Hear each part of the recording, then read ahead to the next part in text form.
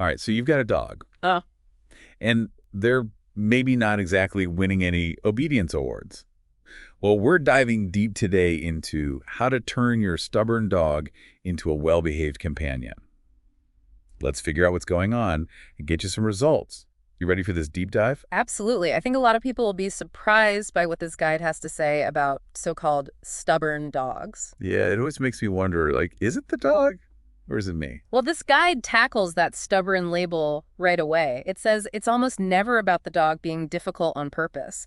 There's usually something else behind that behavior. So not just like a furry little rebel. Right. They're not plotting against us. The guide actually breaks these behaviors down into 4 main categories, and the first one is lack of motivation. Makes sense. It's like asking someone to work for free. Yeah. Not very appealing. Exactly. So, it's not that they're being stubborn. They just might not be motivated by what we're offering. So how do we figure out what motivates a dog? Is it always treats? Treats are great, but not all dogs are super food driven.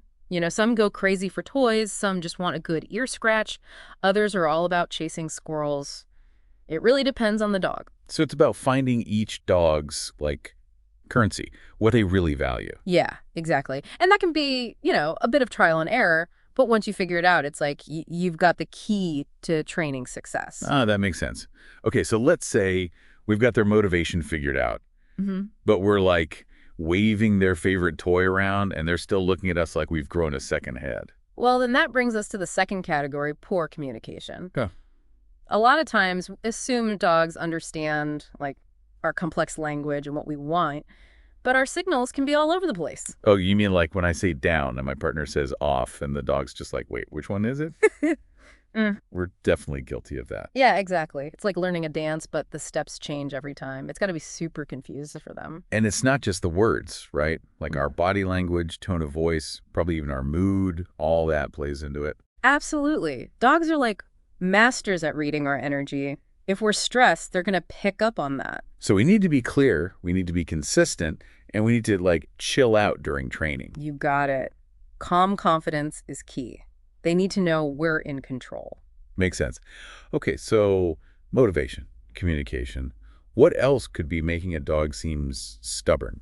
This is where the guide gets really interesting. It talks about past experiences, especially for rescue dogs. Oh, right, because they might have had, like, bad training experiences before or something. Exactly. Or maybe they weren't socialized properly. So what we see as stubbornness might actually be fear or uncertainty. That makes a lot of sense. It's like you wouldn't throw someone who almost drowned as a kid straight into the deep end, right? Exactly.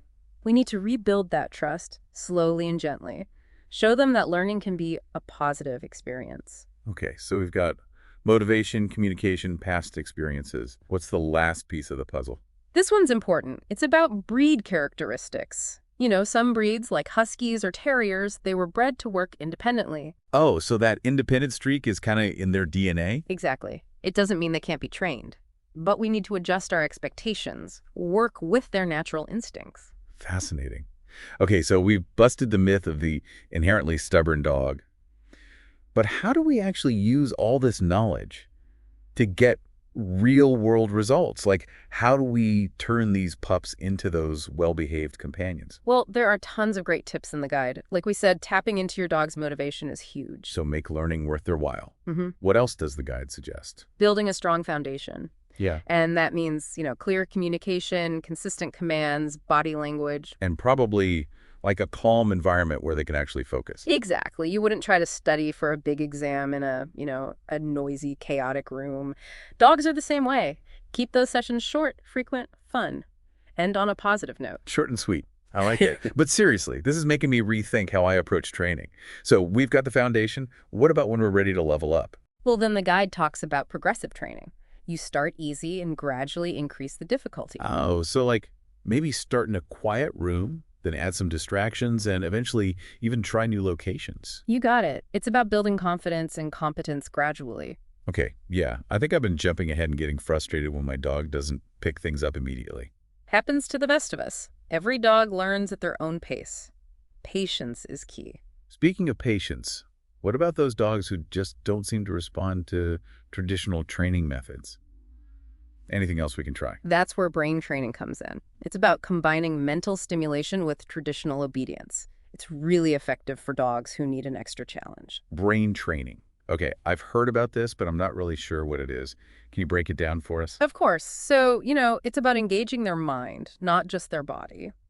So, like mental workouts for dogs, I'm guessing it's more than just sit and stay. Exactly. We'll dive deeper into the specifics in the next part. But think, puzzle toys, hide and seek, learning new tricks. Wow, this is already blowing my mind.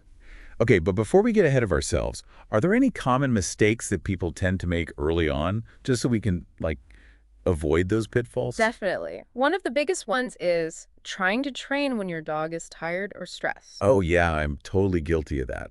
I always try to squeeze in a training session right before bed, but he's usually already half asleep. Yeah, it's all about finding the right time and setting. Another big one is relying on punishment. Yeah, I mean, I know positive reinforcement is the way to go, but sometimes it's hard not to get frustrated? I hear you. We've all been there. But remember, they don't understand our complex emotions. All they register is that we're upset. So even if we think we're being clear, our dog might be getting a completely different message. Exactly. And then another common mistake is skipping the basics. Oh, right, like trying to run before you can walk. Gotta nail those foundational skills first. Precisely. And last but not least, don't compare your dog's progress to other dogs. Oh, that's so hard in the age of social media, though. You see all these, like, super dogs doing these amazing tricks. Yeah, but remember, every dog learns at their own pace. Celebrate those small victories. Focus on the journey. Love that. Celebrate the small victories. All right, well, that wraps up part 1 of our deep dive. We've debunked some stubborn dog myths, explored the real reasons behind some of those challenging behaviors, and laid the groundwork for effective training. And in part 2, we'll get into the nitty-gritty of brain training. So many fun and effective techniques to explore. Stay tuned, folks. We've got a lot more to unpack. But before we go, I want to leave you with a question. What's one thing you can do today to improve communication with your dog? Think about it, and we'll see you back here for part 2. Welcome back. So last time, remember, we were talking about those challenging dog behaviors and how important it is to really understand your dog, like what motivates them, how they communicate. Right. And we kind of teased this idea of brain training. I have to admit, I'm pretty excited to dig into this. Yeah, brain training can be super fun.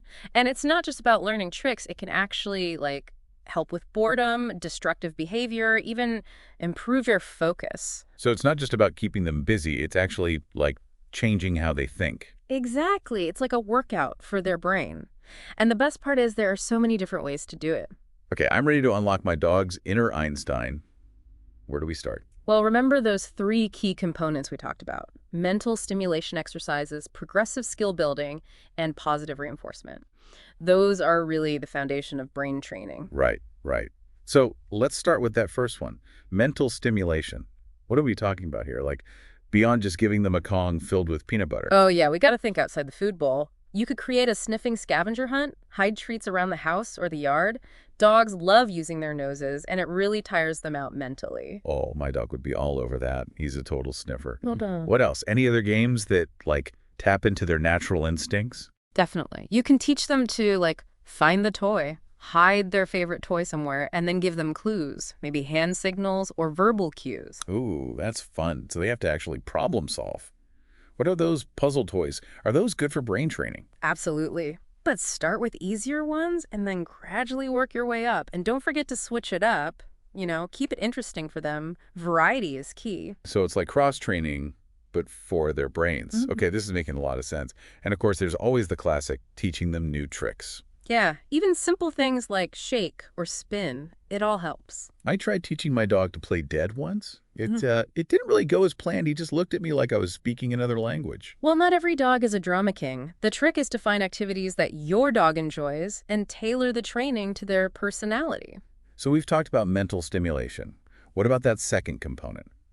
Progressive skill building. How does that fit into brain training? It's just like it sounds. Start with small challenges, and as they get better, you make it a bit harder. So say you're teaching find the toy. First, you hide it in plain sight, then you start hiding it in harder spots. So they're building confidence as they go. Exactly. And you can also get creative. Instead of just handing them a treat, make them work for it a little. I like that. Earn those rewards. So what are some examples of those, like problem-solving challenges? You could hide a treat under one of 3 cups and let them figure out which one it's under. Or use a puzzle feeder instead of a regular bowl. Ooh, that's a good one. Okay, so mental stimulation, progressive skill building. Now for the glue that holds it all together, positive reinforcement. Right. This is essential for brain training. It's all about making it fun and rewarding for them. We want them to associate training with good things. So lots of treats, praise, belly rubs, all that good stuff. Yes. But timing is important too. You want to reward the behavior the moment it happens. So if they solve the puzzle, I give them the treat right away. Got it. Exactly. And you can use a marker word like yes or a clicker to really pinpoint that moment. I've heard about clicker training. Is it, like, hard to learn? Not at all. You just have to associate the click with something positive, like a treat. Once they understand that click equals reward, you can use it for any behavior you want. Oh, that's clever. It's like their signal that they did the right thing. Exactly. And because it's a distinct sound, it's easier for them to understand than, our sometimes confusing human language. Okay, I can see how that would be helpful. Takes the guesswork out of it. Mm. So positive reinforcement, it can be treats, toys, praise, whatever they love. You got it. Now, are you ready for a challenge? Hit me. I want you to think about this. What kind of unique brain training game could you create? Something that uses your dog's favorite toys or activities. Ooh, that's a good one. I'm going to have to brainstorm on that one. But before we go full-on dog genius, are there any common brain training mistakes that we should avoid?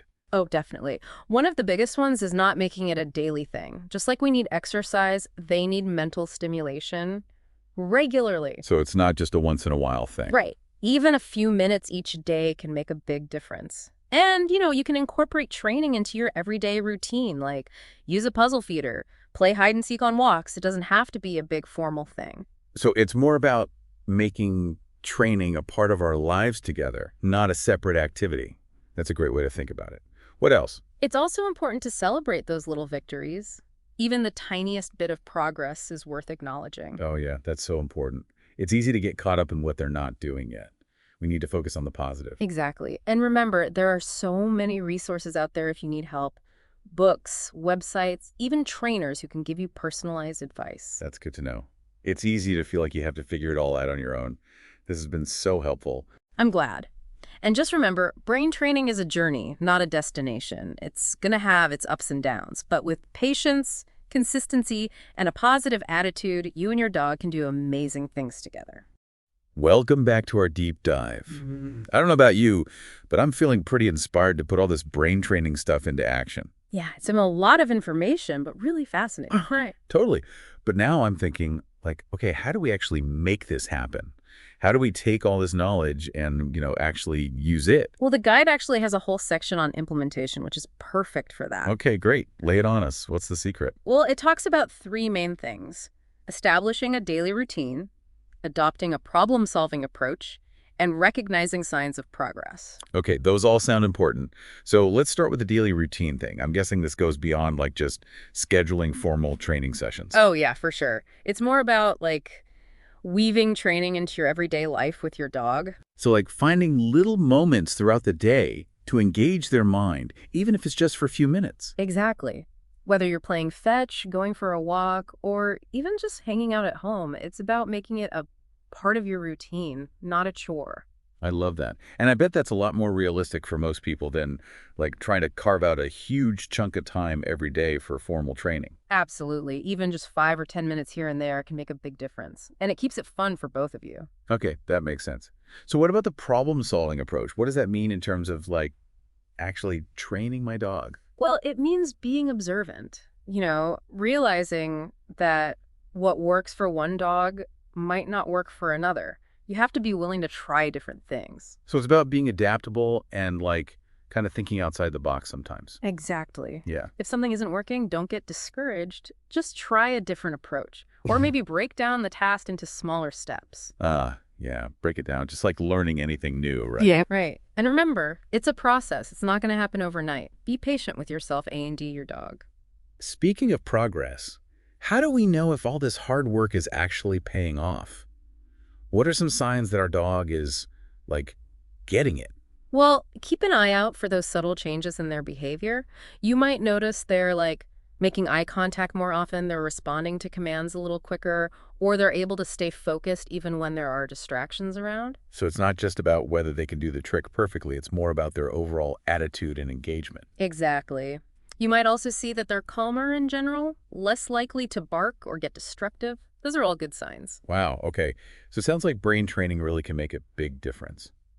But before we wrap things up, are there any last words of advice or things we should keep in mind as we, embark on this brain training journey? Definitely. First, remember those common pitfalls we talked about. Don't try to train when your dog is tired. Don't rely on punishment. Don't skip the basics. And don't compare your dog to other dogs. Right. All good reminders. We're all in this together, but every dog is different. And most importantly, remember to have fun. This should be a bonding experience for you and your dog. It's not about perfection. It's about connection and learning together. I love that. So to wrap things up, it sounds like the key takeaways here are understand your dog, find what motivates them, make training a part of your daily routine, be patient and consistent, and remember, we're not aiming for perfection, we're aiming for progress and a happy, healthy relationship with our furry friends. Absolutely. Well said. Thanks for joining us on this deep dive into the world of dog training. It's been a wild ride, but seriously, I feel like I've learned so much and I'm really excited to put all this into practice with my own pup. I hope you all are too. And hey, if you have any amazing brain training games you come up with, share them with us on social media. We'd love to hear about them. Until next time, happy training.